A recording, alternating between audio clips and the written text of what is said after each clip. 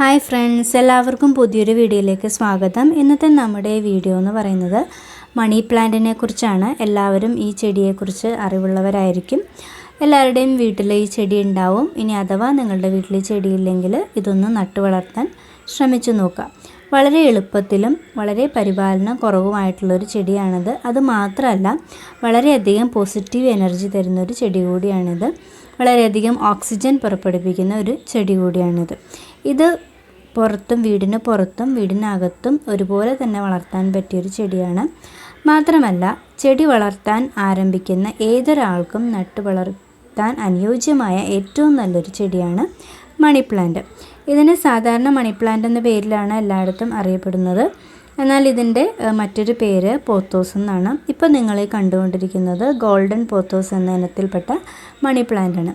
അപ്പോൾ ഞാനിത് വീട്ടിലൊരു ചട്ടിയിൽ നട്ടു വളർത്തിയിരിക്കുന്ന മണി പ്ലാന്റാണ്. ഇത് വന്നിട്ട് ഒരു വള്ളിയിൽ നിന്ന് ഒരു ഇല വന്നിരിക്കുന്ന ആ തണ്ടോട് കൂടിയിട്ടാണ് ഞാൻ നട്ടു വെച്ചിരിക്കുന്നത്.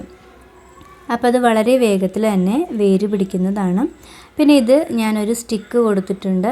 ഇതൊരു PVCയുടെ പൈപ്പാണ്. അതിൽ ചൂടിക്കയറ് ചുറ്റിയിട്ട് കെട്ടിക്കൊടുത്തിരിക്കുന്നതാണ്. എന്തിനാണെന്ന് വെച്ചാൽ ഇതിലിങ്ങനെ വേര് പടർന്ന് പിടിച്ച് നല്ല ബുഷിയായിട്ട് വളരാൻ വേണ്ടിയിട്ടാണ് ചൂടിക്കയറിങ്ങനെ ചുറ്റി കൊടുത്തിരിക്കുന്നത്. അപ്പോൾ ഇത് വളരെ എളുപ്പമാണ് നട്ടുപിടിപ്പിക്കാൻ വേണ്ടി. പിന്നെ ഇത് നമുക്ക് ഹാങ്ങിങ് പ്ലാന്റായിട്ടും വളർത്താം. ഇതിങ്ങനെ ഓരോ ഇലകൾ അതിൻ്റെ തണ്ടോട് കൂടി കട്ട് ചെയ്തിട്ട് ഇങ്ങനെ ബുഷിയായിട്ട് ഇതുപോലത്തെ ഹാങ്ങിങ് പോട്ടിൽ വെച്ച് കൊടുത്തതാണ്. അപ്പോൾ അത് ഇങ്ങനെ വളർന്നിട്ട് നന്നായിട്ട് വള്ളി വീശി താഴേക്ക് വരുന്നതാണ്. നല്ല ഭംഗിയാണ് ഇത് കാണാനായിട്ട്. അപ്പം ഞാൻ പറഞ്ഞ പോലെ തന്നെ വീടിനകത്തും വീടിൻ്റെ പുറത്തും ഒരുപോലെ തന്നെ വളർത്താൻ പറ്റിയിട്ടുള്ളൊരു ചെടിയാണിത്. കണ്ടില്ലേ, ഇതിൻ്റെ ഓരോ തണ്ടിലും ഇങ്ങനെ വേരുകൾ ഇങ്ങനെ വളർന്നു വരുന്നതാണ്.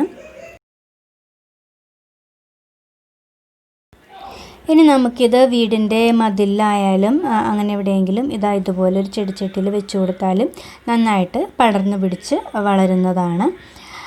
ഇത് വളരെ നല്ലൊരു എയർ പ്യൂരിഫയർ ആണ്. അതുകൊണ്ട് തന്നെ വീടിൻ്റെ അകത്തും പുറത്തും എല്ലായിടത്തും നട്ടുപിടിപ്പിക്കാവുന്നതാണ്.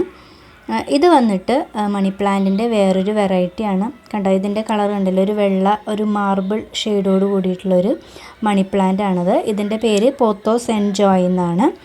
ഇതും വളരെ നല്ലൊരു മണി പ്ലാന്റ് ആണ്. വളരെ ഭംഗിയാണ് ഇത് കാണാനായിട്ട്. ഇതും ഇതുപോലെ തന്നെ ഹാങ്ങിങ് പ്ലാന്റിൽ നട്ട് വളർത്താവുന്നതാണ്.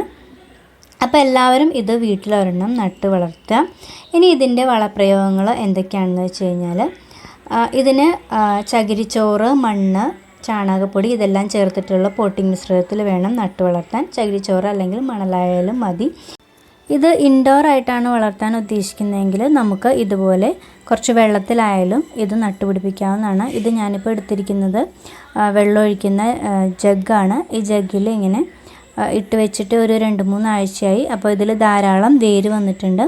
എങ്ങനെയായാലും നിങ്ങൾക്ക് വളർത്തിയെടുക്കാം. ഇപ്പോൾ മണ്ണ്, മണൽ, ചാണകപ്പൊടി ഇത് തന്നെ വേണമെന്നില്ല. വെള്ളത്തിലായാലും ഇത് നന്നായിട്ട് വളരുന്നതാണ്. പിന്നെ ഇത് ശ്രദ്ധിക്കേണ്ട ഒരു കാര്യം എന്ന് വെച്ചാൽ ഇടയ്ക്കിടയ്ക്ക് വെള്ളം മാറ്റി കൊടുക്കണം. ഒരു 2-3 ദിവസം കൂടുമ്പോൾ വെള്ളം മാറ്റി കൊടുക്കണം. അതല്ലെങ്കിൽ കൊതുക് വന്ന് മുട്ടയിടാൻ സാധ്യതയുണ്ട്. ഇതിൽ നന്നായിട്ട് വേര് പിടിക്കുന്നതായിട്ടാണ് കാണുന്നത്. മാത്രമല്ല നല്ല ഫ്രഷായിട്ട് ഇരിക്കുന്നതുണ്ട് ഇത്. അപ്പോൾ എല്ലാവരും ഇതുപോലെ തന്നെ ചെയ്തു നോക്കാം. അപ്പോൾ വെള്ളത്തിൽ നട്ട് വളർത്തുമ്പോൾ ഇതിന് പ്രത്യേകിച്ച് വളപ്രയോഗത്തിൻ്റെ ആവശ്യമൊന്നുമില്ല. നമ്മൾ മണലിലോ അല്ലെങ്കിൽ മണ്ണിലോ നട്ട് വളർത്തുമ്പോഴാണ് നമ്മൾ ചാണകപ്പൊടി മാത്രം ഇട്ട് കൊടുത്താൽ മതി. പ്രത്യേകിച്ച് രാസവളങ്ങളുടെ ഒന്നും ആവശ്യമില്ല. അപ്പോൾ എല്ലാവർക്കും എൻ്റെ വീഡിയോ ഇഷ്ടമായെന്ന് വിചാരിക്കുന്നു. ഇഷ്ടമായെങ്കിൽ മറക്കാതെ എൻ്റെ ചാനലൊന്ന് സബ്സ്ക്രൈബ് ചെയ്യുക. വീണ്ടും പുതിയ വീഡിയോയുമായിട്ട് കാണാം. അതുവരേക്കും എല്ലാവർക്കും ബൈ.